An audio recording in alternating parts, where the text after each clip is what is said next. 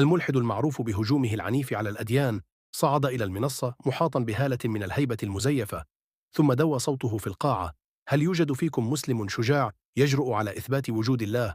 ساد الصمت، لا أحد. تحرك الجميع يعرف من هو واتكنز، وكم شابا قبلهم خرج مهزوما من عنده. ضحك البروفيسور بسخرية وقال: تقدم فقط وسأجعلك تغادر هذا المكان خالي الوفاض من إيمانك.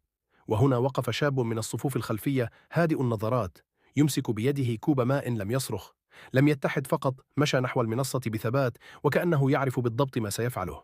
سمعت ضحكات ساخرة وابتسامات من أتباع البروفيسور المخلصين الذين كانوا واثقين أنه لا يوجد مسلم في القاعة يملك الشجاعة أو الذكاء لمواجهة أقوى ملحد في المناظرات. ولكن فجأة وقف شاب يبلغ من العمر 24 سنة بهدوء تام، وعيناه مشدودتان إلى عيني البروفيسور بقوة هادئة. كان اسمه عبد الرحمن. انفجر الحضور بالضحك وكأن خروفا دخل عرين الأسد. شاب لا يحمل شهادة ولا سمعة ولا خبرة في المناظرات، سيتحدى البروفيسور في سر العظيم. ابتسم وتكنز وضيق عينيه وهو ينظر إلى الشاب كما لو كان طفلا يحاول التصرف بشجاعة. قال ساخرا: شاب مسلم لا يحمل أي لقب أكاديمي ولا خلفية فلسفية ولا مؤهلات علمية، ويريد مناظرتي. رد عبد الرحمن بهدوء: لا تحتاج أن تكون أستاذا لتفهم الحقيقة. عاد الصمت يخيم على الغرفة. رفع واتكنز حاجبه وأصبح الآن فضوليا. قال وهو يمد ذراعيه بطريقة مسرحية: حسنا، لنرى ما لديك الليلة. شاب مسلم سيحاول الدفاع عن إيمانه. اتجه عبد الرحمن نحو المسرح وجلس مقابل واتكنز على الكرسي المعدل. سطع الضوء عليهما وكل العيون في القاعة مركزة عليهما. كانت هذه أكثر من مجرد مناظرة، كانت مواجهة بين الإيمان والغرور، بين الحقيقة والتعجف. لا يزال بعض الحضور يحملون ابتسامات متعجرفة، يتوقعون عرضا آخر من الذبح الفكري على يد البروفيسور مال واتكنز إلى الأمام، ووضع يديه على الطاولة. لنبدأ بسؤال بسيط، قال بنبرة متعالية: إذا كان إلهك حقا موجودا فهل تستطيع أن تظهره لي؟ أين هو؟ انتشرت بعض الضحكات في القاعة. كان هذا تكتيكا معروفا استخدمه واتكنز مرارا عديدة. فمن ذا الذي يمكنه أن يري الله؟ أليس كذلك دون أن يرمش؟ أمسك عبد الرحمن بكوب الماء الذي كان موضوعا على الطاولة ورفعه عاليا ليراه الجميع. قال: أستاذ، هل تؤمن بوجود العقل البشري؟ عبس واتكنز بالطبع.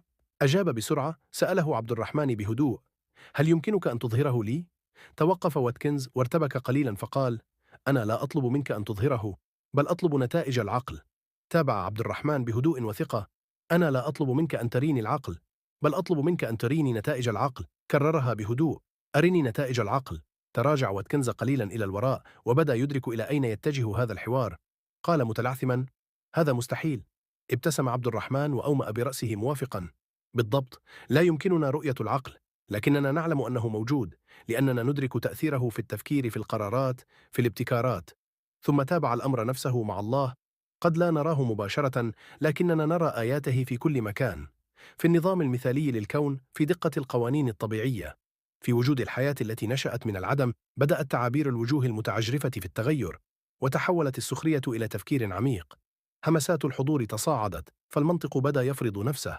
حاول واتكنز سريعا أن يستعيد زمام الحوار: لكن العقل جزء من الإنسان. نحن نعلم بوجوده لأننا نستخدمه بأنفسنا. كيف تثبت أن إلهك موجود؟ وكيف تعرف أن من تعبده هو الإله الحقيقي؟ ابتسم عبد الرحمن بهدوء وأجاب: أستاذ، هل تؤمن أن كل شيء في هذا العالم له سبب؟ قال وتكنز دون تردد: بالطبع. قال عبد الرحمن: إذن إن رأيت منزلا جميلا بتصميم معقد، هل ستصدق أنه ظهر من العدم دون أن يبنيه أحد؟ أجاب واتكنز ساخرا: بالطبع لا. فقال عبد الرحمن: فماذا عن الكون الذي هو أعقد بكثير من أي منزل؟ سادت القاعة لحظة صمت، ثم تابع عبد الرحمن بصوت هادئ: قل لي أستاذ، كيف لشيء ضخم ومعقد مثل الكون أن يظهر دون أن يخلقه أحد؟ لم يجب واتكنز مباشرة، كان يحاول العثور على ثغرة لكنه فشل. قال أخيرا: يمكنني قبول وجود قوانين طبيعية تحكم الكون، لكن هذا لا يثبت وجود إله، إنه فقط يثبت أن الكون يعمل تحت نظام معين. اندفع عبد الرحمن للرد بسرعة: وما الذي أنشأ هذا النظام؟ فتح واتكنز فمه لكن لم تخرج كلمات. أقف من جديد مدركا أنه يسير مباشرة نحو فخ منطقي محكم. تابع عبد الرحمن بنبرة هادئة ومتماسكة: لقد وضح القرآن هذه الحقيقة منذ أكثر من 1400 عام في سورة الطور. توقف لحظة ليعطي للكلمات وزنها، ثم قال: هذه الآية تواجه الفكر البشرية مباشرة، أم خلقوا من غير شيء أم هم الخالقون؟ الطور 35. من المستحيل أن يأتي شيء إلى الوجود دون سبب، ومن المستحيل أيضا أن يخلق الشيء نفسه. إذن لا بد من وجود خالق وراء كل ذلك. ارتفعت همسات الجمهور، لم يعد أحد يضحك، بل بدا الجميع يفكر بجدية. تنفس واتكنز ببطء، ثم رسم ابتسامة خفيفة مرتبكة وقال: أنت ذكي أعترف بذلك، لكن هذه المناظرة لم تنتهي بعد. لا زالت لدي أسئلة تحدد الكثير. أومأ عبد الرحمن بابتسامة هادئة: تفضل أستاذ، أنا جاهز. أصبح الجو في الغرفة أكثر توترا. ما بدا كعرض أحادي الجانب تحول الآن إلى معركة حقيقية للعقول. وكان عبد الرحمن يثبت أنه ليس خصما سهلا. لم يتحدث فقط بإيمان، بل بحجة عميقة نافذة. وعلى الرغم من الضغط، لم يكن واتكنز مستعدا للاستسلام. فباعتباره شخصية رمزية في المجتمع الإلحادي، فإن هزيمته في هذه الليلة ستكون ضربة قاسية لكرامته وسمعته. جلس مستقيما وحدق في عبد الرحمن عبر الطاولة وقال: حسنا، ربما لا أستطيع دحض حجتك حول وجود الله، لكن ماذا عن دينك الإسلام مليء بالقوانين الغريبة والمقيدة؟ لماذا يمنع الله الرحيم أكل لحم الخنزير أو شرب الكحول إذا كان الله قد خلق كل شيء؟ فلما يمنع الناس من الاستمتاع بها تحرك الجمهور قليلا، فقد دخل وتكنز الآن إلى مجاله المفضل، ذلك الذي يشكك فيه بمنطق القوانين الدينية. لكن عبد الرحمن لم يطرف له جفن. نظر إلى واتكنز وسأله بهدوء: أستاذ، إذا أهدي إليك أحد سيارة فاخرة باهظة الثمن ومتطورة جدا، هل ستعاملها باستهتار؟ أجاب واتكنز بالطبع لا. فقال عبد الرحمن: وإذا كان دليل استخدام السيارة ينص بوضوح على ضرورة استخدام نوع معين من الزيت للمحرك، هل ستتجاهل تلك التعليمات؟ أجاب واتكنز وقد عبس قليلا. بالطبع لا. ابتسم عبد الرحمن وقال: فلماذا تستغرب أن يضع الله للبشر تعليمات لما هو الأفضل لإجسادهم وأرواحهم؟ أليس الخالق هو الأعلم بكيفية رعاية خلقه، كما يعرف المهندس كيف يصون اختراعه؟ ساد صمت ثقيل في القاعة، وتحرك واتكنز في مقعده بعدم ارتياح، وبدا بعض مؤيديه يظهرون ملامح الشك على وجوههم. تابع عبد الرحمن بثقة: تحريم لحم الخنزير والخمر ليس لتقييد المتعة بل لحمايتنا. الدراسات العلمية أثبتت أن لحم الخنزير قد يحمل طفيليات وأمراضا ضارة، والكحول يدمر الجسد ويمزق الأسر ويتسبب في الكثير من الحوادث. الإسلام لا يحرم هذه الأشياء لعقاب الناس، بل لصيانة أجسادهم وحماية كرامتهم وحفظ مجتمعاتهم. تنفس واتكنز بحدة، لم يكن يتوقع من عبد الرحمن ردا علميا متماسكا. ثم قال متحديا: وماذا عن الصلاة 5 مرات في اليوم أو الصيام لشهر كامل؟ أليس هذا عبئا غير معقول؟ لماذا يجعل الله الحياة أصعب على اتباعه؟ ابتسم عبد الرحمن وقال: أستاذ، إذا أردت أن يكون جسدك صحيا حيا، هل ستمارس الرياضة مرة واحدة في الشهر فقط؟ رد واتكنز سريعا: بالطبع لا. قال عبد الرحمن: بالضبط. الصلاة 5 مرات في اليوم هي صيانة روحية، كما تحافظ التمارين الرياضية على قوة الجسد. الصلاة تطهر القلب وتركز العقل وتهذب الروح وتجلب السلام والسكينة وتقرب الإنسان من خالقه. بل إن الأبحاث العلمية الحديثة تشير إلى أن حركات الصلاة تحسن الدورة الدموية وتقلل من التوتر. بدات رؤوس الحاضرين تهتز بالموافقة، لم يعودوا مجرد مشاهدين، بل بدأوا في التأمل. أما واتكنز الذي بدا يشعر باليأس فألقى بسؤال أخير: وماذا عن الصيام؟ لماذا يطلب الله الرحيم من الناس أن يجوعوا طوال شهر كامل؟ أليس ذلك قاسيا؟ أخذ عبد الرحمن نفسا عميقا ثم أجاب بثقة هادئة: الصيام تطهير جسدي وروحي. العلوم الحديثة تؤكد أن الصيام يصلح الخلايا ويحسن الصحة، لكن الأهم أنه يعلم ضبط النفس ويغذي التعاطف ويعزز الامتنان.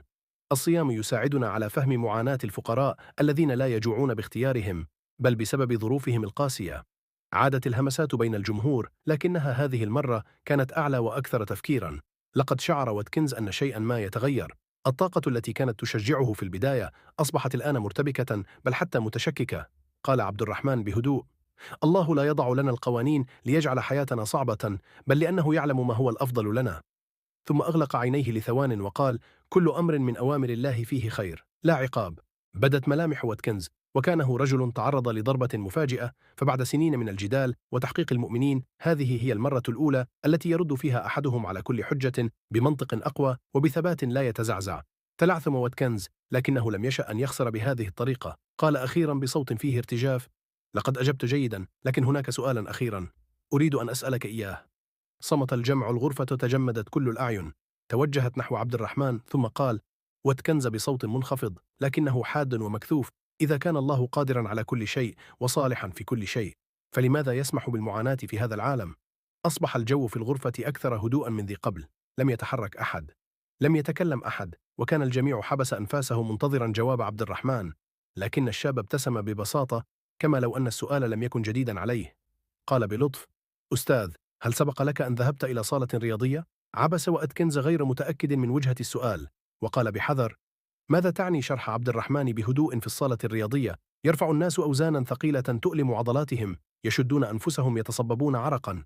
الأمر متعب ومؤلم، لكنهم يعلمون أن هذا الألم سيجعلهم أقوى. نظر إليه واتكنز، وقد بدا تعبير وجهه يتغير بينما يتبع خط التفكير الجديد. تابع عبد الرحمن قائلا: الحياة هي نفسها المصائب والمعاناة، ليست علامة على غياب الله، بل هي جزء من الاختبار، من عملية النمو. فبدون الألم لن نتطور، وبدون التجارب لن ننضج. الله يمنحنا هذه التحديات ليس ليحطمنا، بل ليرفعنا أعلى. عادت الغرفة إلى صمتها مرة أخرى، لكن هذا الصمت لم يكن ناتجا عن سخرية، بل عن تأمل عميق. أضاف عبد الرحمن: كل مصيبة لها هدف، وكل ألم هو فرصة للنمو. هذا ليس قسوة، بل حكمة. نظر واتكنز إلى عبد الرحمن بدهشة لأول مرة في مسيرته الطويلة. شعر بشيء غريب: الهزيمة. فتح فمه، لكن لم يخرج منه شيء. عقله الذي اعتاد أن يكون حادا وسريعا لم يجد ردا. الجمهور الذي كان يضحك ويسخر بات الآن صامتا، وبعضهم بدأ يتأثر بصدق. ثم جاءت لحظة وعي كأنها صاعقة. لم يكن عبد الرحمن هو من يخضع للاختبار، بل كان واتكنز نفسه. قبض واتكنز على جانب كرسيه، جسده مشدود وعقله يدور باحثا عن ثغرة أخيرة، نقطة ضعف يستغلها. لكنه لم يصدق أن شابا مسلما غير معروف تصدى لكل هجوم بأجوبة ليست فقط منطقية بل محورية. قال واتكنز أخيرا بصوت أكثر هدوءا: لم ننتهي بعد، لدي سؤال أخير. أومأ عبد الرحمن بهدوء: تفضل أستاذ. أشار واتكنز إلى نفس كأس الماء الذي بدأ به النقاش. لن نعد إلى هذا. قال: إذا سكبت سم في هذا الكأس سيموت من يشربه، لكن إذا سكبت فيه العسل فإنه يجلب الصحة. هل توافق بالطبع؟ أجاب عبد الرحمن. قال واتكنز مائلا إلى الأمام: إذا تقر بأن محتويات هذا الكأس هي التي تحدد ما إذا كانت تضر أم تنفع. نعم، أجاب عبد الرحمن مجددا، وابتسامة صغيرة ظهرت على شفتيه. لمع الأمل في عيني واتكنز، وكأنه يعتقد أخيرا أنه وجد ثغرة. قال بلهجة ضاغطة: إذا كان الله موجودا حقا، فلماذا يسمح للناس أن يملأوا هذا العالم بالسم؟ لماذا يترك البعض يصبحون أشرارا بينما يصبح آخرون صالحين؟ إذا كان قادرا على كل شيء، فلماذا لا يمنعهم من فعل الشر قبل أن يسببوا في الأذى؟ عاد التوتر إلى الغرفة. هذه كانت اللحظة التي كان واتكنز يأمل أن تغير مسار النقاش لصالحه. لكن عبد الرحمن لم يرتبك بلطف. تناول الكأس ورفعه وأمعن النظر فيه لثوان، ثم سأل بهدوء: أستاذ، من المسؤول عما يدخل في هذا الكأس؟ رمش واتكنز بدهشة: ماذا تعني؟ قال عبد الرحمن: أعني إذا صب أحدهم سما في الكأس، هل الكأس هو المذنب أم الشخص الذي صبه؟ صمت واتكنز، شعر بأن فخا آخر يغلق عليه. تابع عبد الرحمن: هذا العالم تم خلقه كوعاء محايد مثل هذا الكأس. الله لم يخلق عالما قبيحا ولا منحازا، بل منحنا عالما جميلا ومتوازنا، ومنحنا أيضا الإرادة الحرة، الاختيار بين أن نملأ الكأس بالعسل أو أن نملأه بالسم. فتح واتكنز فمه ليرد، لكن عبد الرحمن لم يكن قد انتهى بعد. الله لم يخلق روبوتات لا تستطيع سوى فعل الخير، بل خلق بشرا لديهم القدرة على اختيار الخير أو الشر. وهنا يكمن الاختبار.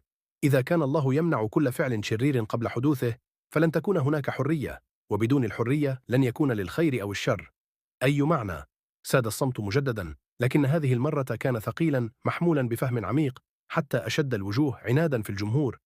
بدأ التلين. قال عبد الرحمن: تخيل إذا كان كلما حاول أحدهم السرقة أصيبت يده بالشلل، أو إذا حاول أحدهم الكذب أغلق فمه، فلن يختار أحد فعل الخير، بل سيكون مجبرا. والخير المجبر ليس خيرا حقيقيا على الإطلاق. بلع واتكنز ريقه بصعوبة. كانت المقارنة أقوى مما توقع. تخيل طالبا أثناء الامتحان. تابع عبد الرحمن حديثه قائلا: إذا أعطى المعلم جميع الإجابات، فهل يتعلم الطالب حقا شيئا؟ نعم، قد ينجح في الامتحان، ولكن دون نمو أو فهم أو وعي أو قيمة. جلس واتكنز ثابتا مذهولا. كل كلمة من كلمات عبد الرحمن كانت تخترق ضباب أفكاره بوضوح حاد. قال عبد الرحمن بنبرة هادئة: لقد منحنا الله العقل والقلب والهدى، لم يتركنا وحدنا. ثم نظر مباشرة في عيني واتكنز وقال: لقد منحنا الله هذا الكأس من الماء، لكن ما نملأه به عسلا كان أمسما فهو اختيارنا، وفي يوم ما سنكون جميعا مسؤولين عما اخترنا أن نملأ به كأس حياتنا. جلس واتكنز متجمدا، لم تخرج منه أي كلمات. حدق في الكأس وكأنه يراها لأول مرة. ارتعشت يداه قليلا وامتلأت عيناه بالدموع. عمي الصمت القاعة، لم يبقى أي ضحك ساخر. حتى أتباع واتكنز الأكثر ولاء بدت عليهم ملامح الارتباك. لم يكونوا متأكدين مما حدث، وكأنهم يخشون الاعتراف بما رأوه للتو. ثم حدث ما لم يكن في الحسبان. خفض جوشوا واتكنز رأسه، وارتجفت كتفاه وانهمرت الدموع على خديه. اهتزت أنفاس من مكان ما في الحشد بصوت مختنق بالعاطفة. نظر واتكنز إلى عبد الرحمن وعيناه مليئتان لا بالغرور ولا بالكبرياء، بل بالحيرة والضعف. ولأول مرة بالتواضع قال بصوت متهدج: لقد قضيت حياتي كلها أهاجم شيئا لم أفهمه أبدا. مد يده المرتجفة نحو القرآن الذي كان مستلقيا على الطاولة. أمسكه ببطء واحتفظ به باحترام، ثم عانقه إلى صدره وبكى. أما أتباعه الذين كانوا قبل لحظات يصفقون لكل هزاء فقد جلسوا في صمت مذهول، بعضهم بعيون مفتوحة على مصراعيها، وآخرون يمسحون الدموع من وجوههم. لقد حدث تحول في تلك القاعة، شيء عميق، شيء أبدي. دخل الشاب المسلم عبد الرحمن تلك القاعة كأقلية، لكنه خرج منها كرجل جعل أكثر الملحدين فخرا يرفع رأسه أمام الحقيقة. تلك الليلة التي بدأت بالضحك والسخرية تحولت إلى واحدة من أكثر اللحظات صمتا وتأملا أمام مئات الشهود. استسلم أستاذ ملحد متعجرف أخيرا للحقيقة، وكل ذلك بدأ بكأس من ماء. بدا الوقت وكأنه توقف القاعة ساكنة تماما، لا ضحكة واحدة ولا همسة واحدة فقط، صوت الأنفاس المحتجزة في ترقب. جلس جوشوا واتكنز الرجل الذي كان يخشى من لسانه الحاد وذكائه الآن على المسرح باكيا يحتضن القرآن بشدة إلى صدره. عيناه حمراوان وكتفاه ترتجفان وشفتاه تهمسان بكلمات لا يسمعها إلا القليلون: لقد كنت أضل الطريق. أما أتباعه الذين كانوا على يقين من انتصاره فجلسوا في صمت متشكك، غير قادرين على استيعاب ما شاهدوه للتو. لم تهزم مناظرة واتكنز بسباب أو عدوان، بل بمنطق هادئ وثابت من شاب مسلم يبلغ من العمر 24 عاما. ومع ذلك لم يتفاخر عبد الرحمن ولم يبتسم بفخر، بل جلس هناك فقط ينظر إلى واتكنز بدفء، ليس كمنافس بل كأخ. وجد طريقه إلى البيت أخيرا. رفع واتكنز رأسه ببطء، وكانت عيناه لا تزالان مبللتين، لكن الكبرياء اختفى وحل محله شيء أعمق: الاستسلام. حدق في عبد الرحمن بدهشة وكأنه لا يزال يحاول أن يستوعب ما حدث للتو في روحه، ثم همس بصوت بالكاد مسموع: لقد قضيت حياتي أهاجم شيئا تبين في النهاية أنه كان هو الحقيقة. تنفست القاعة بأكملها بعمق في الصف الأمامي. كان هناك رجل قد ابتسم سابقا في وجه عبد الرحمن، والآن كان ينظر إلى الأرض خجلا، وامرأة قريبة منه تمسح دموعها عن خديها. قال وتكنز وصوته يرتجف، لكنه كان صادقا: قرأت القرآن، درسته، حللته، بحثت فيه عن العيوب، لكنني لم أفهمه حقا إلا هذه الليلة. نظر إلى الكأس من الماء التي لا تزال على الطاولة. كنت دائما أطالب بالأدلة، بشيء يمكنني رؤيته، لمسه أو قياسه، لكنني نسيت أن بعض أعظم الأشياء في الحياة هي غير مرئية. ابتسم عبد الرحمن برفق، ثم فجأة وقف شخص من الجمهور وصاح: لابد أن هذه مزحة، لا يمكن أن تكون جادا. نظر واتكنز إلى الرجل وعيناه لا تزالان تلمعان، وقال بهدوء: أنا الآن أكثر رشادا من أي وقت مضى في حياتي. قال بهدوء: كنت مخطئا طوال هذه السنين. لم أرفض الله لأنه غير موجود، بل رفضت لأنني لم أحاول حقا أن أفهمه. قال عبد الرحمن برفق: الحياة رحلة، ولا أحد بعيد جدا عن العودة. إذا كان قلبك قد وجد الحقيقة، فالخطوة التالية هي قبولها بصدق. نظر إليه وتكنز بعينين يملأهما وضوء يضيء فيهما ضوء جديد، ثم همس: أريد أن أقرأ القرآن مرة أخرى، ليس لأهاجمه بل لأفهمه. في آخر القاعة مسح رجل مسن دموعه عن خديه المتجاعدين، وآخرون ممن كانوا يستهزئون بالإسلام جلسوا عميقين في التفكير، بعضهم بشفاه مطبقة بإحكام، وآخرون برؤوس منخفضة. لم تعد القاعة ساحة معركة للأفكار، بل أصبحت ملاذا للتفكر والتأمل. ثم رفعت امرأة في الصف الأمامي يدها بخجل وقالت: هل يمكنني الحصول على نسخة من القرآن أيضا؟ ابتسم عبد الرحمن بلطف: القرآن ليس للمسلمين فقط، إنه هداية لكل من يبحث عن الحقيقة. أصبحت نفس القاعة التي كانت تعج بالسخرية مضيئة بالإخلاص. تحركت قلوب كثيرة تلك الليلة، وبدأت عقول عديدة تطرح أسئلة عن معتقداتها السابقة. مد واتكنز يده وقبض على يد عبد الرحمن لأول مرة، ليس للجدال بل للتعلم. تلك الليلة لم يشهد الجمهور مناظرة فقط، بل شاهدوا تحولا أستاذ ملحد متكبر كان معروفا بسحق الفكر الديني يستسلم لحقيقة أكبر منه، وكل ذلك بدأ بكأس من ماء. تغير الجو تماما. الذين كانوا ينتظرون هزيمة عبد الرحمن جلسوا الآن في حالة من الذهول، وهم يشهدون قائدهم الذي كان فخورا يحمل القرآن كأنه أثمن ما لمس في حياته. مسح وتكنز وجهه المبلول بالدموع ونظر إلى عبد الرحمن، وكانت ملامحه مليئة بالدهشة، بالحزن وبالوضوح الذي اكتسبه حديثا. قال: لقد قضيت حياتي أبحث عن الحقيقة في الأماكن. الخطأ رفضت الله، ليس لأنه غير موجود، بل لأنني لم أحاول حقا أن أفهمه. في الصفوف الأمامية بدأ بعضهم بالبكاء. كانوا قد توقعوا أن يروا مسلما يذل أمام أحد أكثر الملحدين حدة في العالم، لكنهم بدلا من ذلك رأوا هذا الرجل نفسه ينحني لشيء أكبر بكثير من الكبرياء البشري. نظر واتكنز مرة أخرى إلى الكأس على الطاولة، وهذه المرة ابتسم، لا سخرية بل باحترام. كنت أعتقد أني أفهم كل شيء، لكنني اليوم بمجرد كأس من ماء أدركت أن هناك شيئا أعظم من العقل البشري. ثم توجه إلى الجمهور وقال: إذا كان هناك أي شخص هنا لا يزال يبحث عن الحقيقة فليقرأ القرآن. اقرأوه بقلب مفتوح. أنا أعلم أني سأفعل. لم يقل عبد الرحمن شيئا لم يكن بحاجة لذلك، فمنطقه وصبره وصدقه كان قد تكلم بصوت أعلى من أي جدال. ورغم أن شخصا واحدا فقط قد قبل الحقيقة علانية، فإن قلوبا كثيرة بدأت تتشقق تحت ثقل ما شهدته. دخل النور، وحين يدخل النور لا يستطيع الظلام أن يطفئه. هذه القصة تذكرنا بأن الحقيقة لا تنتزع بالصراخ، بل تكشف من خلال الوضوح والإخلاص. لم يستخدم عبد الرحمن الغضب، بل استخدم المنطق الهادئ والفكر والإيمان الثابت. وتعلمنا أيضا أن أكبر عقبة أمام الحقيقة أحيانا هي الكبرياء.